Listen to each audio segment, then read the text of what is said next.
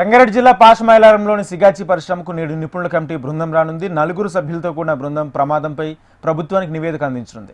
పరిశ్రమలో పేలుడు ఘటనపై దర్యాప్తు చేస్తారు. కార్మికుల భద్రత కోసం పరిశ్రమ నిబంధనలు పాటించిందా లేదా అనే అంశంపై విచారణ చేపట్టనున్నారు. 4 రోజుల్లో ప్రమాదంపై నివేదిక ఇవ్వనున్నారు. ఇలాంటి ఘటనలు పునరావృతం కాకుండా ఉండాలంటే తీసుకోవాల్సిన జాగ్రత్తలపై కమిటీ నివేదిక ఇవ్వనుంది. అయితే గత నెల 30న పాషమైలారంలోని సిగాచి పరిశ్రమలో భారీ ప్రమాదం జరగడంతో 40 మంది చనిపోయారు. మరో 11 మంది ఆచూకీ లభించలేదు. భవనం శిథిలాలను పూర్తిగా తొలగిస్తేనే కనిపించకుండా పోయిన వారి వివరాలు లభిస్తాయని అంటున్నారు. ఎన్డీఆర్ఎఫ్, ఎస్డీఆర్ఎఫ్ సిబ్బంది సహాయక చర్యల్లో నిరంతరం తీవ్రంగా శ్రమిస్తున్నారు. భారీ క్రేన్లు, జేసీబీల సహాయంతో శిథిలాలను ఒక్కొక్కటిగా తొలగిస్తున్నారు. ఓవైపు సహాయక చర్యలు కొనసాగిస్తూనే ప్రమాదంపై విచారణ జరగనుంది.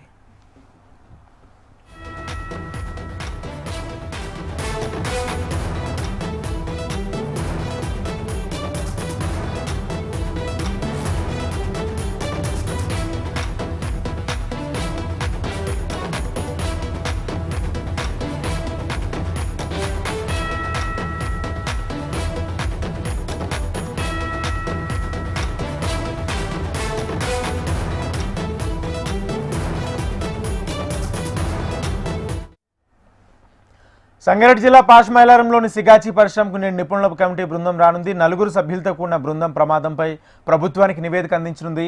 పరిశ్రమలో పేలు ఘటనపై దర్యాప్తు చేస్తారు.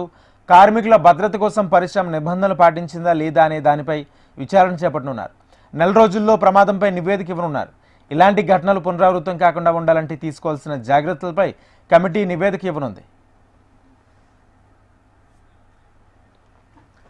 ఇదే అంశానికి సంబంధించి పూర్తి సమాచారం మా ప్రతినిధి యోగానంద్ అందిస్తారు. యోగానంద్. రాజేంద్ర, ఈరోజు నిపుణుల కమిటీ రానుంది. ఏదైతే సిగాచి పరిశ్రమలో పేలుళ్లకు సంబంధించి రాష్ట్ర ప్రభుత్వం ఒక కమిటీని కాన్స్టిట్యూట్ చేసింది. ఆ కమిటీలో ఐఐసిటికి సంబంధించిన వాళ్ళు, Indian institute of chemical technology, అదేవిధంగా పూణేకి సంబంధించిన Indian institute of chemical technology, ఇద్దరు శాస్త్రవేత్తలు, మొత్తం మీద ఈ 4 శాస్త్రవేత్తల బృందం ఉంటుంది. ఐఐసిటికి సంబంధించిన ప్రొఫెసర్ వెంకటేశ్వరరావు దీనికి సంబంధించి చైర్మన్ గా ఉంటారు. మిగతా 3 సైంటిస్టులు ఉంటారు. మరోవైపు 5వ మెంబర్ గా labour department principal secretary Danakishore కూడా ఈ డిపార్ట్మెంట్ లో ఉంటారు. వీళ్ళందరికీ పీసీబీకి సంబంధించి, అదేవిధంగా ఇన్స్పెక్టర్ ఆఫ్ ఫ్యాక్టరీస్ అధికారులు, అదేవిధంగా పరిశ్రమల శాఖ అధికారులు వాళ్ళందరినీ గైడ్ చేస్తుంటారు.